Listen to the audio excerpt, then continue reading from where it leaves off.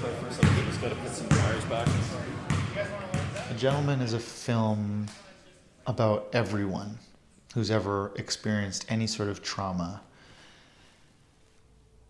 and felt that they didn't have anyone in their life that understands it.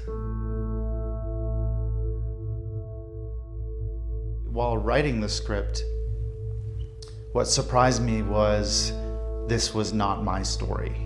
This was not Sarah's story. This was someone else's story. And so we very much allowed it to be that. We couldn't write fast enough. These characters, as soon as we gave them one word to say, they said the rest. And we just shaped it and guided it to a place that would work on screen. And that's where we come in as directors and producers and production designers as we go, okay, I understand your story, but now to make it work for the camera, these are the type of things that could happen. I know that you're distracted, well, with grad coming up and all. But if you can hang in there just a little bit longer and show me some of that loyalty, then I promise that I will do the same. When it comes to writing, it's just interesting when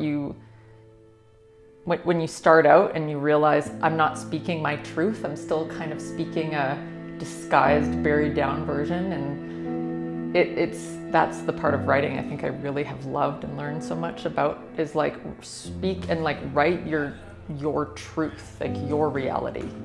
Almost had me, Tom. Whoa, whoa! Hey! Calm down! Hey!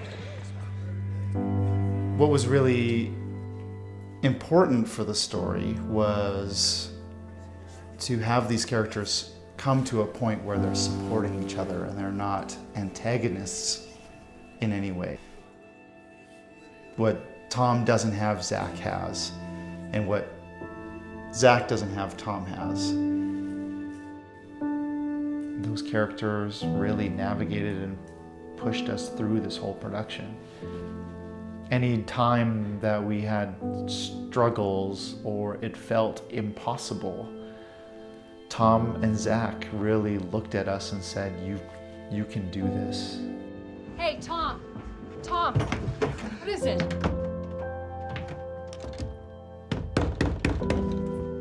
Tom.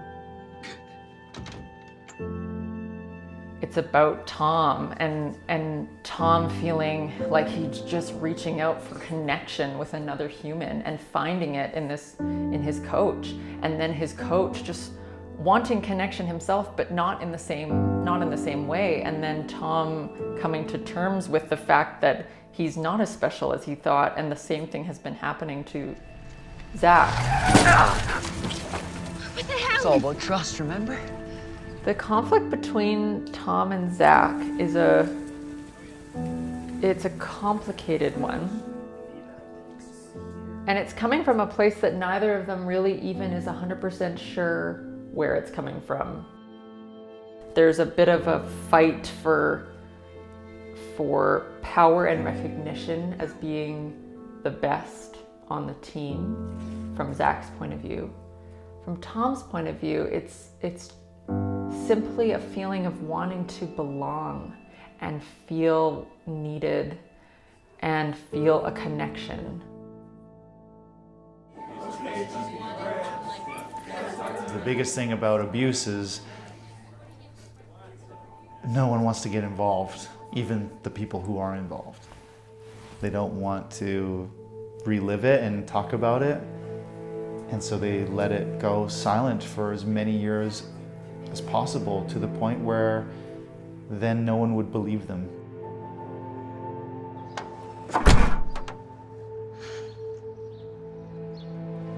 Why do you have to hide from me all the time? I'm surprised the coach even let you play last game. I sure hope that you're not showing him this little amount of respect.